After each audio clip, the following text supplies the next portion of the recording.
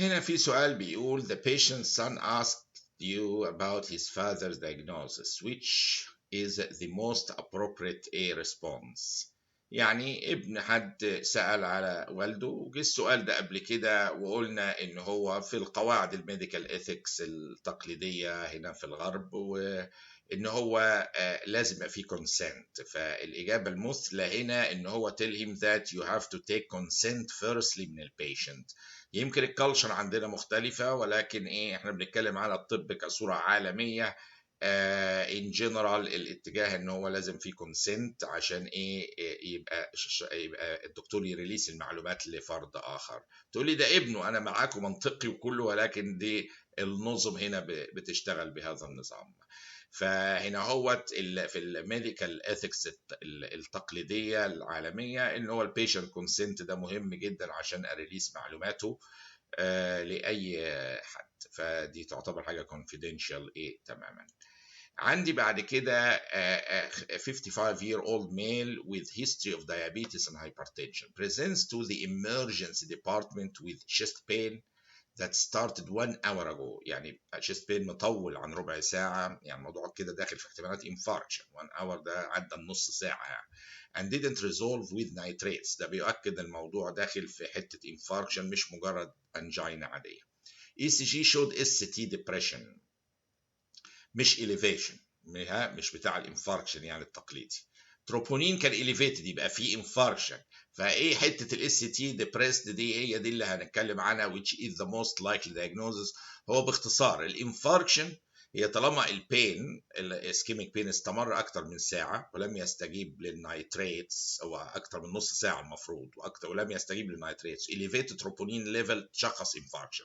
طب ايه حكايه الاس تي؟ الاس تي باختصار لو كان ترانس ميورر واخد ثيكنس عضله القلب كلها تبقى elevated اس تي سيجمنت. لو كان سب اندوكارديال يعني الصوره دي توضحها، ده ترانس ميورال ده بيبقى فيه elevated اس تي سيجمنت. لكن لو كان في الحته الصغنونه دي شايفينها دي سموها سب اندوكارديال وبقيه المصل سليمه، هنا كل المصل متاخده تعمل elevated اس تي. لكن سب اندوكارديال اريا لان اكتر اريا فيها ميتابوليك نيدز الحقيقه فبتتاثر بالاسكيميا، هي دي سب اندوكارديال اريا، فساعات يحصل فيها سب اندوكارديال انفاركشن، وفي الحاله دي تبقى ديبريست اهو في الحته دي بس تبقى ديبريست اس تي سيجمنت مش اليفيتد. فهي على حسب الانفاركشن يساوي البين اكتر من 30 دقيقه، نوت ريسبوندنج للنايتريتس زي ما وصف بالظبط، وتروبونين ليفل اليفيتد، خلصنا. بس هل هي ترانس ميورال انفاركشن زي دي كده وادي اليفيتد اهي، ولا سب اندوكارديال انفاركشن وبقت الاس تي ديبريست؟ فهم دول الحالتين المشهورين، سواء الترانس ميورال او ركزوا على الاي سي جي او السب اندوكارديال انفاركشن.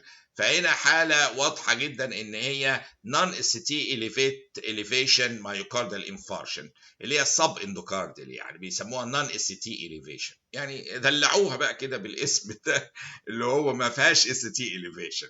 مايوكارديال انفاركشن اسم طويل حبتين، بس هو فكرته السب اندوكارديال اريا ما بتعملش اس تي اليفيشن، بتعمل ديبريشن زي الوصف كده، وكل الحاجات التانية بتقول عندنا حالة انفاركشن. سؤال على الجلين باري سيندروم بوست انفكشس بولينيوروباثي معروفه اللي بتيجي بعد الانفكشنز والفاكسينيشنز، احيانا تبقى ascending flaccid paralysis ضرب النيرفز من تحت لفوق يوجوالي لحد ما ممكن توصل ريسبيراتوري ماسل وتعمل ريسبيراتوري فيلير. الجلين باري syndrome manifests by gradual onset of usually stationary course. لا مش stationary، ده ascending paralysis، بيبدأ تحت ويبدأ يزيد لفوق. flaccid paralysis descending manner طبعا دي غلط، هي flaccid paralysis بس ascending manner من الرجلين من تحت بيبقى لفوق. من flaccid paralysis جاي من الرجلين وبعد كده يطلع لحد ما يوصل ساعات الريسبيراتوري ماسلز كمان وياخدها. فهو تيبيكالي بتبدا هنا في اللور ليمز وبعد كده تبدا الباراليسيس يعلى ويزيد. ان هو من اهم حاجات الجلين باري سيندروم او لين باري سيندروم ان البلازما اكسشينج والانترافينوس immunoglobulins are comparably effective in improving outcomes and shortening duration of disease when administered early to patients who cannot walk or have respiratory failure. يعني الحل الامثله يعني لما يكون داخل العيان في مرحله من جرين باري سندروم وموضوع فيه خطوره، اهم شيء عندنا في علاجها الحقيقه كلمه early دي. if you give these medications plasma exchange عملته او intravenous immunoglobulins late مش هتجيب نتائج. ف if we are going to treat this condition we have to intervene early as possible. في حاجات في الطب كده كل ما تانترفير ايرلي زي الانجينا قبل ما تقلب انفاركشن، زي التمبورال ارترايتس قبل ما يحصل ايه بلايندنس ندي كورتيزون مش هنستنى تحليل، زي التنشن نيوموثوركس لما انسيرت الوايت بور نيدل في السكند انتركوستال سبيس ميد كلافيكرال لاين عشان قبل ما يضيع خالص العيان. هنا برضو early intervention بالانترافينوس immunoglobulins او بلازما اكسشينج في الجلين باري سندروم ممكن ايه ينقذ ايه حياه البني ادم. ده الايرلي انترفنشن اللي هي بتعمل قلنا فلاسيد باراسيس ان ascending manner. لو تشوفوها رسمتها في النيورو عندي هتلاقيها ايه وفي كل مكان تلاقيها ascending ايه in nature. Carcinoid tumors most likely to produce carcinoid before carcinoid syndrome المفروض before metastasis، عاوز يقول أعراض السندروم قبل الميتاستاسيس. هو الحقيقة مختار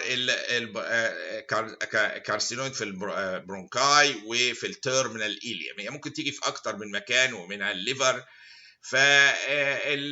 يعني الحقيقه هي فيها فعلا يعني اختلاف في الحته دي، يعني لان لما بتبقى في التيرمينال إيليوم بيبقى ميتابولايزد السيروتونين اللي بيطلع، وتبص تلاقي يعني موضوع ان يعمل سندروم قبل الميتاستاسيس يعني مش يقيني قوي فيها، ولكن هو الممتحن مختار الايه البرونكاس والتيرمينال إيليوم هم دول اللي بيعملوا ايه في الستاتس بتاعته اللي بيعملوا كارسينويد سيندروم قبل ما يحصل ايه الميتاستاسيس.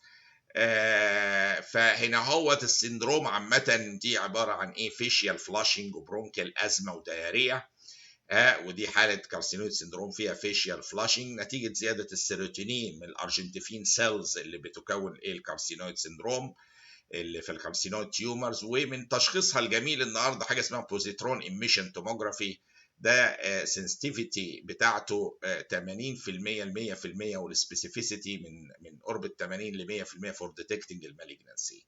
فبتبقى ديتكتد النهارده النيورو اندوكراينال تيومرز دي زي الارجنتيفينوما او كارسينويد تيومر اللي بيطلع ايه سيروتونين. The following are risk factors for development of placental abruption except، يعني كل دول ريسك فاكتورز ما عدا واحده. هو بيقول شورت امبلايكال كورد، نعم ده ريسك فاكتور. فوليك اسيد ديفيشنسي، نعم اسوشيتد معاها. البري اكلامسيا، هيستوري اوف ثريتند ابورشن، لا هيستوري اللي فيه ثريتند ابورشن ده ملوش اي علاقه بان يحصل ايه placental abruption. previous placental abruption absolutely. فهو الإجابة الغلط اللي هو عاوزها، يعني هو عاوز الغلط مين؟ الغلط اللي هي history of threatened abortion إنه بيزود البلاسنتال abruption، لا مش بيزودها. والبلاسنتال abruption عامة زي ما هو وصف هنا short umbilical cord, folic acid deficiency, pre-eclampsia, previous placental abruption، كل دول ممكن يبقى معاهم higher incidence of